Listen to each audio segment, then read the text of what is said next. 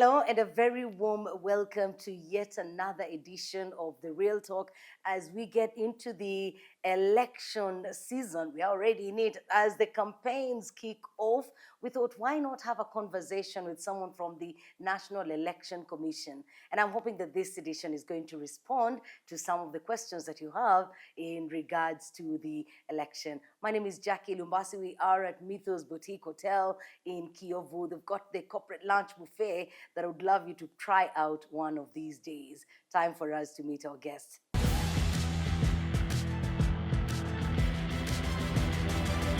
Welcome to the show. Our guest is Judith Mbabazi. She is a commissioner at the National Election Commission. It is such a pleasure to see you again, Judith. A pleasure to Jackie. It just occurred to me that you and I last met and talked about elections in 2018. Yes, sure. Oh my goodness.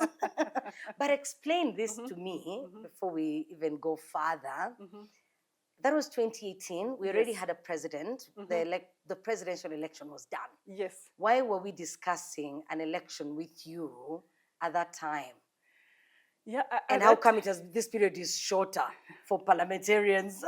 Yeah. Educate me on that. At that time, we had the presidential elections in 2017, and the parliamentary elections were in 2018. So this time around, we are having them at the same time because of the amendment of the Constitution last year, which was effected after the Commission advised the government that it was better to have the two elections run concurrently for a number of reasons. One being that from the amendment of the 2015 of the Constitution, the term limit for the president had been reduced from 7 years to 5 years. And now the term was the same as the term for parliamentarians.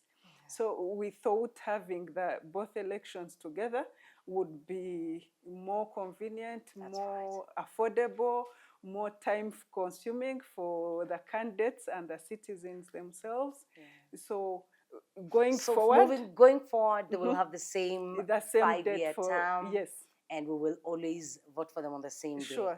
Fantastic. We're going to get to the details of that. Yeah. Take us back to your story. It's always good to know the person before you even get to what they do. Tell us a little bit about you, Judith. Okay. First, I'm called Judith Mbabazi, as you mentioned, a blessed and proud mother of 5. 3 of whom are going like you have 5. I know. 3 of whom are eager to vote. They are voting for the first time. My goodness. On 15th July. They can't wait. And I'm very proud of that. I love that. Yeah. Then I've been a public servant for the past 20 years. I've been with the National Electoral Commission for 7 years now, from 2017 to date. I work for 2 commissions. For the Electoral Commission, we are not full-time. We get to work as full-time during the elections, the electoral period. The rest of the time we are non-permanent. So on a permanent basis, I work for the Rwanda Law Reform Commission as the Secretary General. So briefly, that's about me. And I'm a lawyer by profession. Great. Let's talk about your profession as a lawyer. Is that something that you always wanted to be? How did you find yourself in that legal space? And then if you can also just take us back to a little bit of your school time. How were you as a student? You told us about your children, and then tell us a bit about the parents as well. What kind of parents raised you? Wow, that is very interesting to talk about. I was raised by, I can say, very strict parents. Strict but loving, personally being very loved, I think, by my dad, which made my mom very tough on me. And as you grow up, you start to embrace that at least you had one that was tough on you, and now you see the results as you grow up. That's true. Yeah. Unfortunately, at times we are not able to translate that to our kids. I was going to ask, now that you're raising your own kids, what kind of parent are you? Are you your mother or your father? More of my father. Oh dear, yes. Very loving. Yeah, spoiling them. Then their father is So I grew up like that. I did my schooling in Uganda.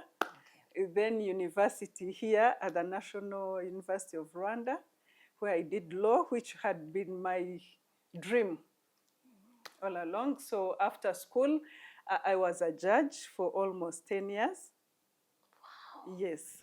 Then I did my master's in international trade policy and trade law, Master of Science. So it's a mixture of law, then some bit of trade, business, But economics. still in law. Still Yeah, in still law, in law. yeah. So now I find myself in the National Electoral Commission, one as a woman, because we are 7 members, 7 commissioners. Out of the 7, at least 30% have to be female. So I get myself there as a female. Again, 2 members out of the 7 have to be lawyers. So that's how I get now You're to the there commission. as a lawyer? Yes, Yeah. yes, yes. You're representing 2 constituencies. Sure, Yeah. sure, sure. For you to become a commissioner, is that a position that is advertised publicly, or is it one that is appointed by the authority? It's appointed by the president. Yes. Okay. What is the role of a commissioner? So basically, commissioners, as I told you, we are 7. We work as a council. It's a college. We take decisions as a college, and the Council of Commissioners is the supreme organ of the commission. It's the decision-making body of the commission. So we oversee all electoral activities. We approve all the documents of the commission, the action plans, the strategic plan, the election materials. Maybe to add something there, the commission is basically in charge of 2 main things, I would say: elections, preparations and conducting of elections, then also delivering civic education in regard to elections. So the Council of Commissioners oversees that, and specifically each commissioner oversees electoral activities in a province. We have You're assigned the provinces. We are assigned provinces. Specifically myself, currently I'm assigned the Eastern Province. So for most of this time you will be there. Yeah. Do you also, are you the ones that vet observers? Because elections also have observers. Yeah, I want to believe that we will also have observers. Some will come from out of the country. You also do the vetting for that. We do. We are already accrediting some. Oh, you are accrediting, yeah. And still receiving more applications. Let's talk about civic education. What sort of activities have you been engaged in to make sure that the citizens of the country are aware, and what period do you accord that? I think we started as far back as last year on working on informing the citizens after the Constitution had been gazetted, since especially now that we are having 2 elections for the president and parliamentarians, we had to start very early enough. We had all the laws that had to be amended. We had all that done on time. So we had to prepare civic education materials, go down, we do TOTs, training of trainers. We target special groups, the youth, women representatives, persons with disability, local leaders. So we have committees, electoral committees at grassroots levels, starting at sectors. So we started with those ones last year, giving them the required knowledge and materials so that they can go down to the communities. We have the inteko z'abaturage and all that stuff. So that when they go, all the occasions they get for such meetings and umuganda and everywhere, they are able to deliver a message on elections. That's good. So how prepared are you for this election? And also, if you can touch on the unique aspects of the election in 2024 compared to what we had in 2017 and 2018. Oh, great. We've had a lot done. We have a budget provided by the government of Rwanda fully, 100%. So we've been able to procure all the necessary equipments for now.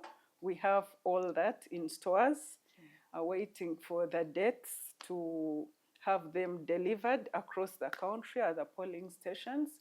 We've had candidates already. We have the final list of candidates for the president and the members of parliament. 15 days to the date of election, we'll announce the polling stations and the number of rooms. Those are yet to come. Okay. We've already announced the provisional voter register. We have the provisional numbers, which will most likely slightly change, but by a very small margin. Yeah. What numbers are you seeing? We seeing so the registered voters. The registered potentially, how many people do you see now going to vote? Slightly above 9 million. That's around something like 1.9 has increased compared to the 2018 voter register. We had 7.1 in 2018 when we last had the general elections. We're supposed to have similar elections, which all the citizens participate in 2021 for the local leaders, but it was not possible due to COVID. That's why we are having a big number, like the current voter register we have. We see around 1.8440 for new voters. 1.8? Yes. 440. Yeah. And when we talk about those ones, three are among those new my ones. three are among those ones, yeah. Yeah. We are talking about those who have turned 18 since 2018. Yes, because that's the voting age. Yeah. Oh, you know, I'm really excited about the first-time voters. I remember the first time I voted, for some reason, I was not that enthusiastic. So voting in Kenya, and I much as I loved politics, I had a problem with the way politics was being run. So we would wake up and my family members are excited, my parents, my grandparents, but somehow I was never excited about it. But then this time came, the first time I voted. Oh my God, I'll never forget that feeling. It was so beautiful. And I'm imagining how many excited young Rwandans are out there. I know, because in 2017 is when my firstborn voted, the president in 2017, and it was a party at home. I can imagine. So now three of them, yes, they can't wait. You will really can't wait as well. Yeah. Describe the ballot paper for us, and the fact that we're going to have both the presidential and the MP election on the same day. How different will this ballot paper look? How should it be handled? Talk to the voter. In fact, coming here, knowing that it's something new, having two ballot papers at the same time, I carried some. Oh, beautiful, you did. Samples so that I would show you talk from That's on wonderful. Paper. Yeah, this will be the ballot paper. Ballot paper for the president. So we'll have names of the candidates on this first column. Then on the second one, we'll have the symbol, logo or acronym of the party. Of the party. Of the party or of the independent candidate. You know, this time around we have three candidates, two from parties and one is an independent candidate. So we'll have the logo here in the second column. Then in the third column, we'll have the photo of the candidate. Okay. So the other fourth column is the blank one. The blank one is the one that we shall use for voting. So here it's where you can place your thumbprint or you use a pen and you tick on the candidate whom you wish to vote. Okay. Yeah. So after voting, we advise, but our polling staff will be there to show the voters how they can do it. Yeah. After voting, where to deposit it. Yes, after voting, you have to fold your paper. So we advise on the first folding, you fold it vertically. The reason we do so is because when you're placing the thumbprint, it has ink on it. Usually because the ink is fresh, it could stick on the other part of the paper. So If you fold it vertically, that means even if it sticks on the other side, it will be along the same line. It will be on the same line, maybe in the names of the candidate. I hear you. So your ballot paper will be still valid. Okay. But if you fold it horizontally like this, the ink could move to another candidate and your ballot paper will be rendered invalid. Okay, so that's how our ballot paper will be. That's it's good. White in color. And we shall see the other one will have a different color. Okay. Yeah. So let us see the other one before I ask you the question of validity. Let us see the other one. Because I'm sure it will apply to both. Eh? Yes.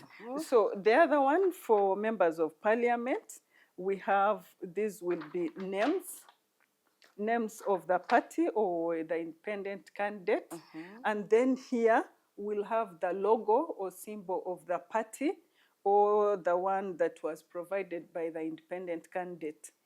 Then the third one is where the blank one will be used for voting. For the voting. Yeah. So this one doesn't have the name of the candidate?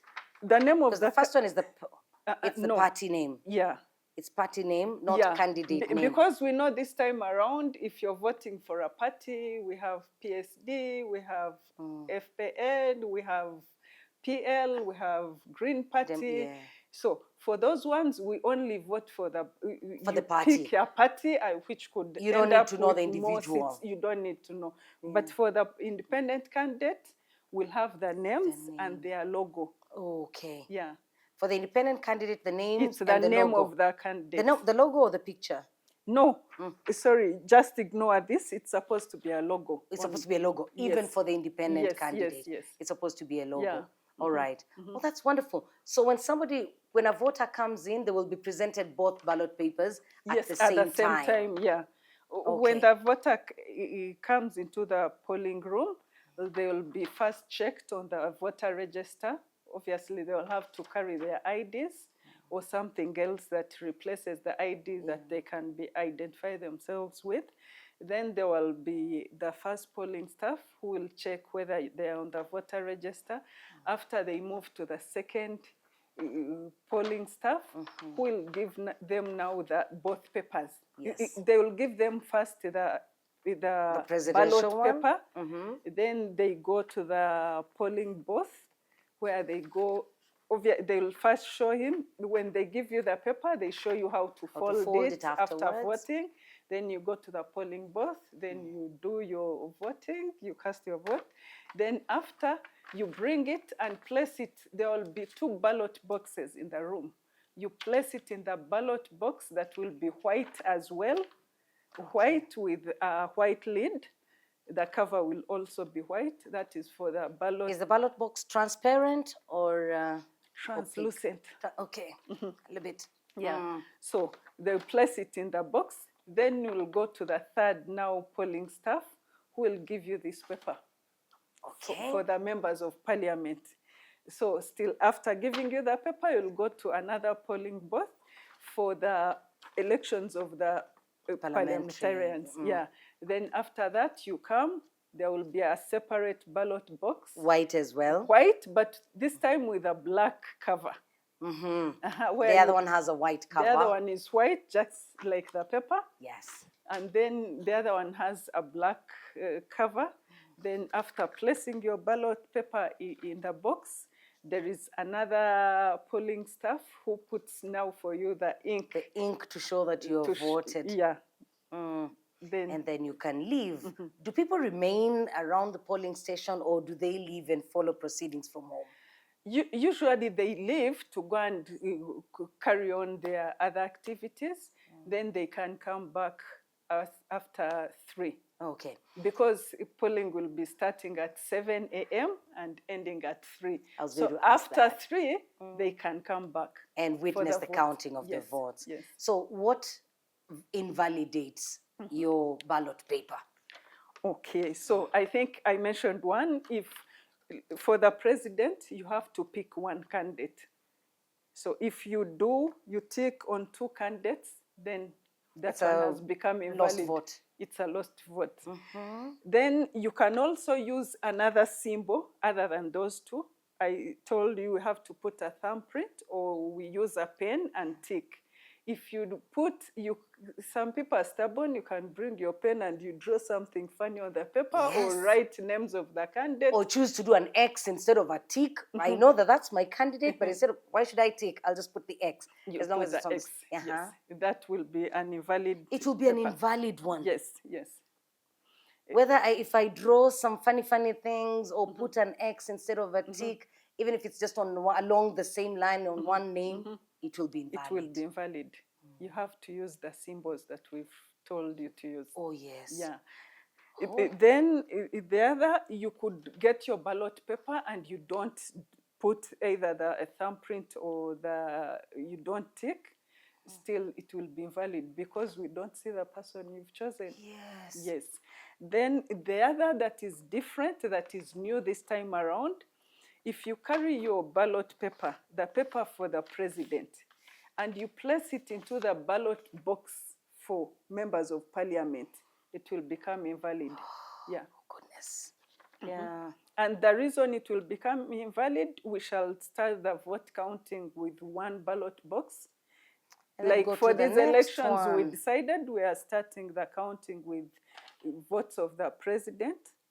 So if we later find a paper of the president in the ballot box of parliament, you can say, please add this on the other list. We cannot. You cannot. We cannot. Because you could be accused of playing games. We put that in the regulations. Okay. Any ballot paper that will be misplaced will be invalid.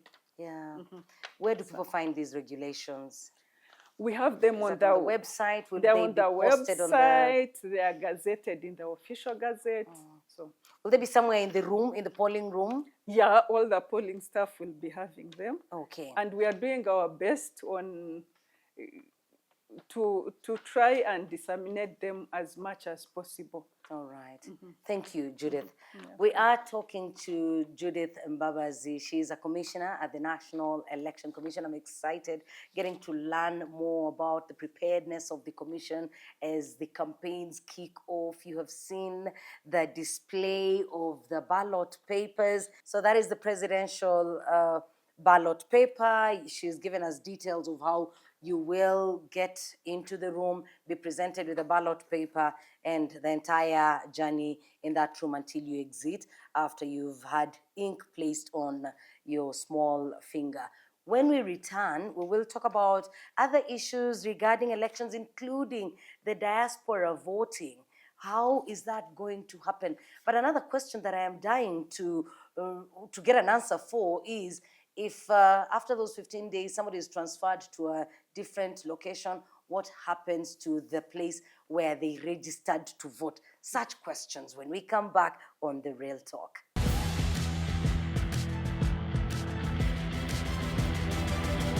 Thank you for joining us on The Real Talk. I'm talking to Commissioner Judith. If you wish to ask a question or comment on the discussion, please do so online. We will be there to respond to your comment. The hashtag is The Real Talk. And we're live on YouTube as well. Please share the link so that we have everyone catching the conversation.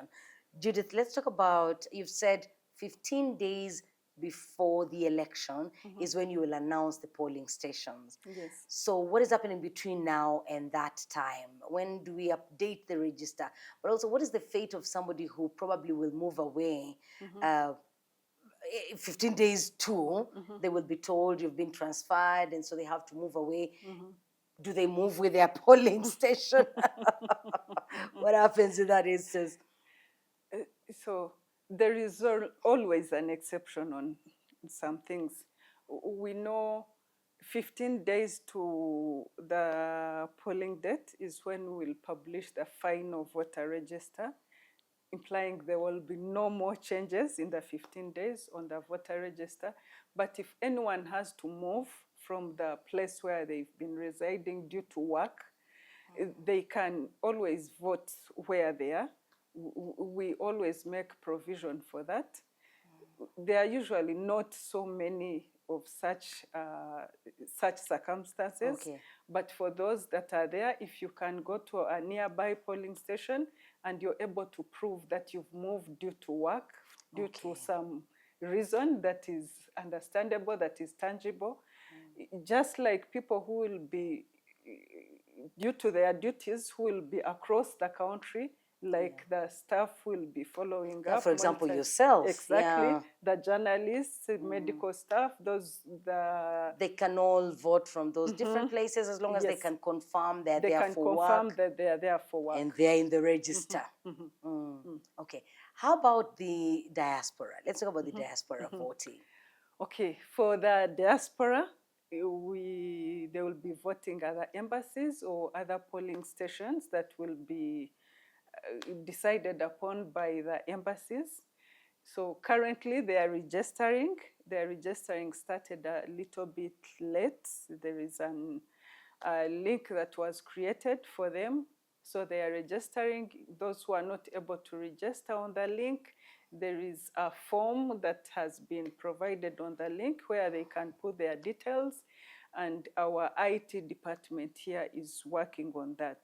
So on the voting, as they register now, they register while they even pick the polling where they wish to do their voting from. So it will be embassies. It's the embassies that decide how many polling stations they'll have, depending on the distance that the voters have to make to travel to the polling stations. We currently have 43 of them. 43 embassies. 43 embassies that will be conducting elections, and around 76 countries. Okay. Implying we have like one embassy that will be having voters from like 2 or 3 countries. Yeah, because people from neighboring countries can go to one embassy. And then in regard to materials, we are expecting to have them shipped by 30th. We'll have the same ballot paper, we have the same boxes, so we are shipping those to the countries, to the embassies. Okay. Then regarding the polling staff and whatever, those are decided upon by the ambassador. You don't have to send someone there, they will pick from there, and maybe they will be trained. The staff of the embassy or any other person that they deem fit will do the job. Yeah. What are some of the do's and don'ts of the polling day and within the polling station? And I'm asking this, probably it will be displayed somewhere, but for the sake of somebody who wants to come there prepared, what are those things they shouldn't do? Maybe that's a good one. I would begin with candidates themselves. It's prohibited for them to remain in the vicinity of the polling station. They only come to the polling station when they come to vote. And then after voting, they can leave and come back later for vote counting after 3 p.m. That is for candidates.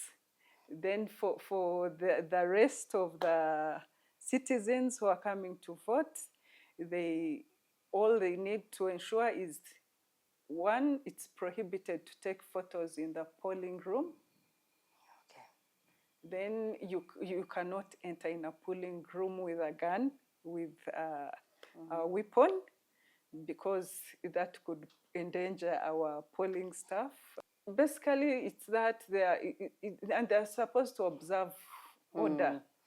And public order. Okay, and you already said they should not remain around the polling station. No, they can go and come back. For those who come to vote, it's okay if you decide you want to remain there the whole day. It's fine, huh? Yeah, you don't mind crowds, provided you don't enter the polling room. Yeah, we don't mind the crowds. People can stay, but we encourage people to leave, go and do their normal duty work, and they can come back later at 3 p.m. for vote counting. But the law only restricts candidates not to remain at the polling station. And what are the restrictions for party agents? If we will have party agents in the room? We have currently, they have to apply if they want agents to be representatives for them. They can decide on having representatives at the polling station. So if you decide on a polling station, that means you can send a representative who can walk from room to another, or you decide on having a representative in a polling room who will go and sit and remain there, they are allowed that, provided they also keep law and order in the room. Yeah. That's the most important It's thing. the most important. Otherwise, the rest for the voters, they don't keep in the room apart from observers and the agents, the representatives of parties. They are the only ones allowed to sit around, to remain in the polling room. Okay.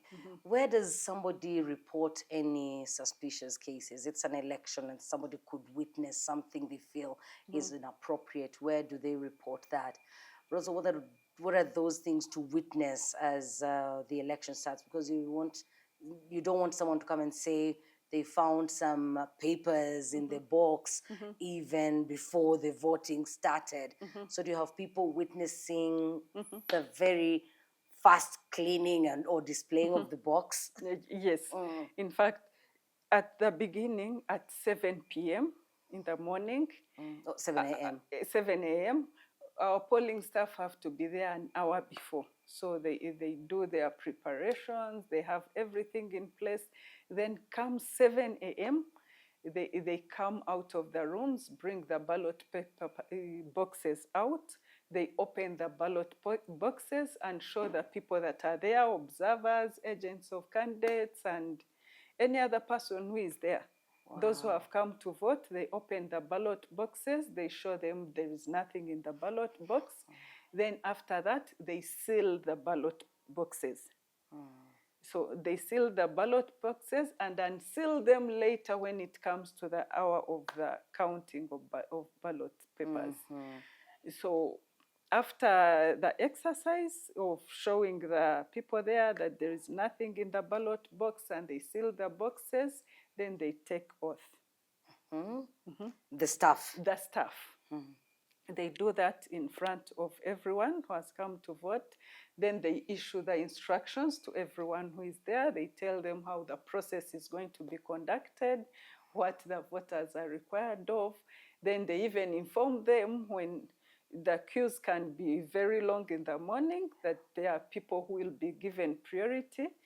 The elderly, the elderly, persons with disabilities, exactly, pregnant maybe women, pregnant women, women with young babies, such. Okay, that is communicated publicly. That is communicated there before the actual voting starts. Okay. So my other question, where does somebody report any cases? So at all the polling stations, we have the National Rwanda Police that is mandated with keeping law and order. So even with elections, they will be there to facilitate that. All matters that may arise at polling stations first are reported to there is a site coordinator. Each station has a station coordinator who handles matters of any matters that may arise there. They may be complaints of representatives of candidates. They report them to there is a room coordinator, but there is also a station coordinator. Okay. They report those ones to them. They handle them. They even have forms they fill, and they report that as they report results back to mention incidents that took place and how they were handled. So if there is something that is beyond what they can manage, they document that, and then the police intervenes. That's why it's there. Okay. So people should not take matters in their own hands. They should just talk to the right people. Yeah, sure. Campaigns start today. Campaigns start today. When do they end? And what do you say to people who probably have intentions of continuing with their campaigns on the morning of the election? So campaigns begin on Saturday, 22nd this month, and they will be ending on 13th July. So campaigns, the rallies, public rallies will be taking place from 7 to 6 p.m. They can't go beyond that. Then there are restrictions of where they cannot take place: public markets, schools, hospitals, churches. Campaigns can't take judicial place. premises. It can't take place in schools. No. Oh, okay. And because the school will be school term. Yeah, it will be school But term. even if it's not, you still would Even not if allow it's them. not, because when they do campaigns, they leave posters scattered everywhere, Yeah. and we don't want anything that will obstruct children when they go to school. So when you remove marketplaces, you've removed schools, churches. What is the other place you removed? Of course, Judicial hospitals. palaces and So where are they going to do the campaigns from?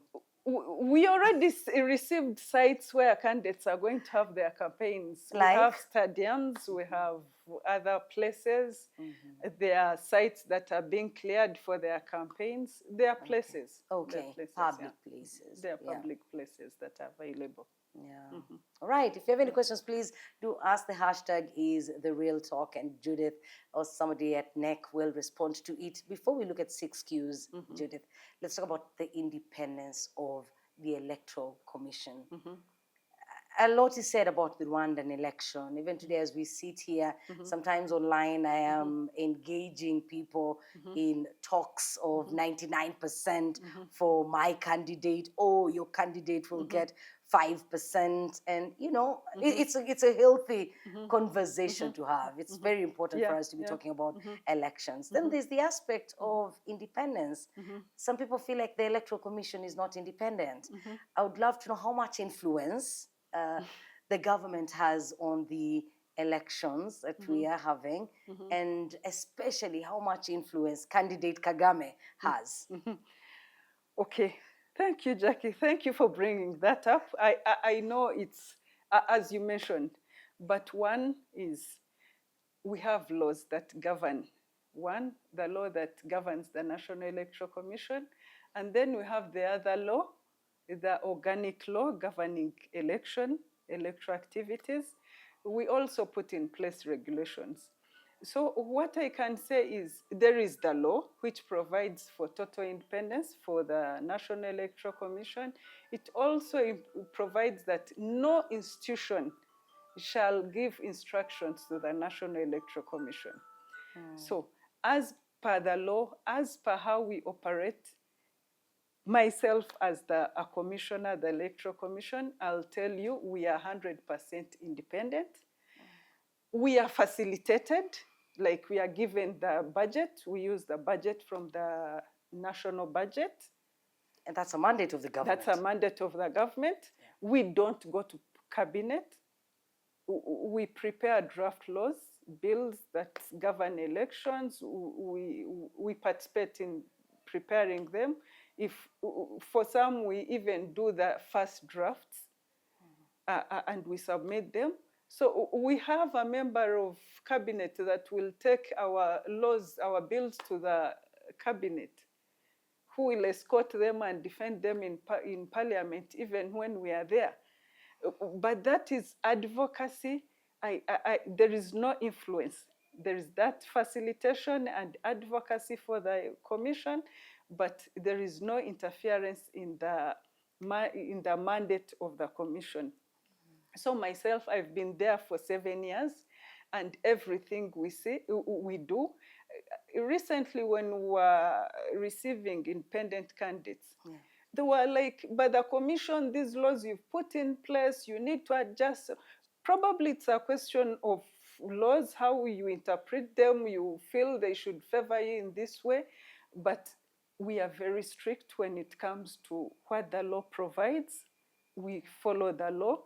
Even with whoever, you asked how much influence does President Kagame have on us. I think there is nothing at all. It's through the law. And I think in 2017, when we had elections, I remember some ambassadors visiting the commission and mentioning, you guys, from rallies, we could tell President Kagame would win the election. Then we're like, so now what's the problem? If yourselves mentioned that from the rallies, you could tell what the outcome would be. And then they're Why would you expect different results? Exactly. Then come 2018, during parliamentary elections, the same people come back and they're like, you people cheated on RPF. From the sites, from the vote counting at the polling rooms, we witnessed they're almost getting all the votes. Then we remind them, when it comes to parliament, there is consensual democracy that has been, is there in the constitution. There is dialogue, there is power sharing. In the constitution. In the constitution. Yeah. So they come back to that, they are like, so when the other time it was the other candidate, you're saying, you guys, you should make valid other candidates' votes. We are like, we are not the ones that make candidates' votes valid. No. Yeah, you don't manufacture them. No, we don't. Yeah. And when it comes to vote counting and announcing of results, what I'll say in the mandate of the commission, the responsibilities we have, we monitor the process, take decisions on the process, but we don't take decisions on the outcome of the people's choice. There is the counting that is done in the rooms. Then the tallying goes on. Then what the chairperson announces is the will of the people, the choice of the people. We don't take any decisions. No. What the commissioners do is monitor the process, take decision on anywhere that there could be an issue with the process. That's it. But when it comes to the votes, it's the choice of the people, not the commission. Thank you for that response. Yeah. Is there, before we go to 6Qs, is there anything else that you want to add on to election matters that we have talked about today? Sure. So much. We've kicked off the campaigns. We just need to remind our candidates. We treat our candidates as our clients.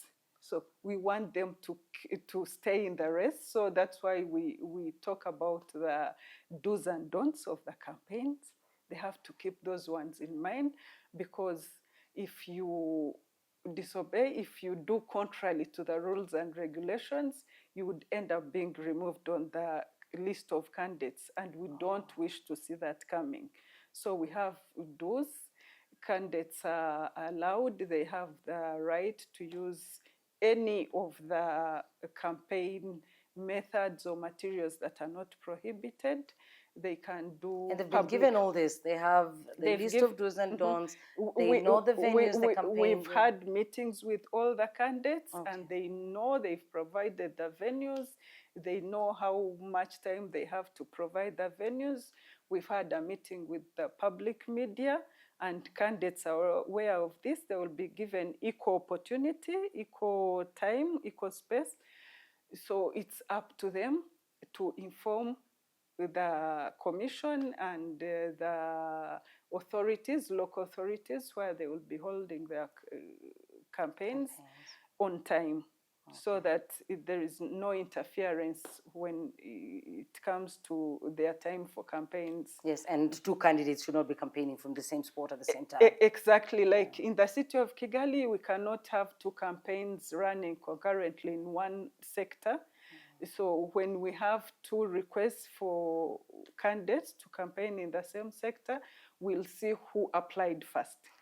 Come first, first served. Okay. What does it say? First served, first come, first served. Yes. Okay.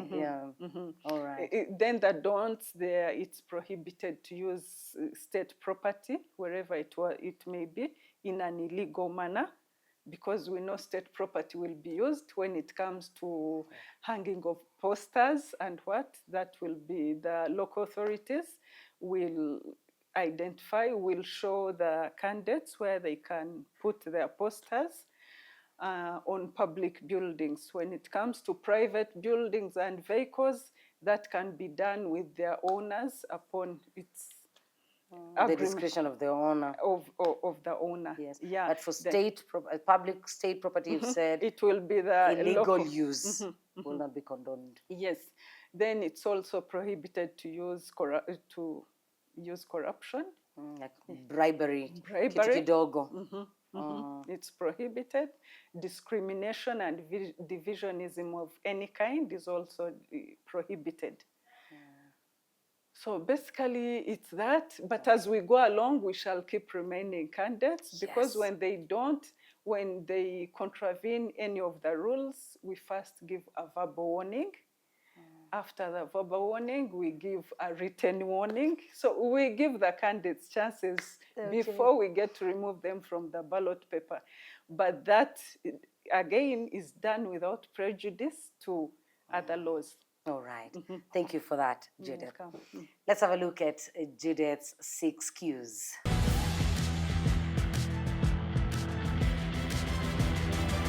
Judith, your 6 cues, and this will be chop, chop, chop, chop. What is your favorite hobby? Wow. Hanging out with friends. I don't have very many of them, but the few I have, I treasure them so much, and I love spending time with them. And then my kids, spending a lot of time with them. So do you intentionally create time for the friends and family? Yes, I do. Oh, great. What do you do for self-care? You know, feeling tired, worn out, you need some mental wellness. What do you do? I exercise. I do a lot of that mornings, but when I'm moody and I'll find time in the evening too, so that I have good sleep. Because that is one thing I treasure a lot. Sleep. Sleep. Are you a good sleeper? Like you'll go to bed early and sleep peacefully the whole night? I do. That's why I'll exercise in the evening when I'm not feeling well, so that I have my 7 hours constant sleep. Yeah. I really struggle to catch sleep. Oh, goodness. You have to work on that. I have to. Between TV and a book, which one would you pick? A book. Anytime. And what is the best career advice that you have been given? One is to stay focused on one thing. Like I told you, being a lawyer, at times law is cross-cutting. You'll find yourself here and there. You can be in medicine, you can be in what. So it's been an opportunity that I've been able to concentrate on my legal affairs with the National Electoral Commission. And going forward, I want to concentrate on that. Like I don't have to beat about the bush and being scattered. What would you say has been the best experience as far as your career is concerned? You look back and you say this was the best moment of my career. I think my 7 years in the Electoral Commission has been wonderful. Yeah. Fantastic. And lastly, what would you say to 20-year-old Judith? The advice you give to the 20-year-old Judith will be taken by your 20-year-old child and the other viewers. I think the advice I would give is keep your dream alive. Fantastic. Don't lose hope. And I've seen that work. When you decide, my dream is this, I want to achieve this, and you work towards that, it will come to pass. It will come to pass. I love that. So keep your dream alive. Don't allow it to die. No. That's good advice. Thank you. You're most welcome. Judith, thank you for making time. It's been such an honor, and we wish you well with this season. You're going to be busy, but we do hope that every now and then you will find time to relax a little bit and rest. Thank you very much, Jackie. All the best. My pleasure meeting you again. Thank you. My pleasure too. It's been such a pleasure to have Commissioner Judith Mbabazi with us on The Real Talk, and we do hope that it has answered some of the questions that you will have. I believe it's not the last time we're going to have her during this season. We'll certainly have her back on TV and even on other medium. So please follow the conversation. The hashtag for the election is Rwanda Decides, and you can visit NEC on the different social media platforms or even on their website. You take care. Thank you for joining us. God bless you.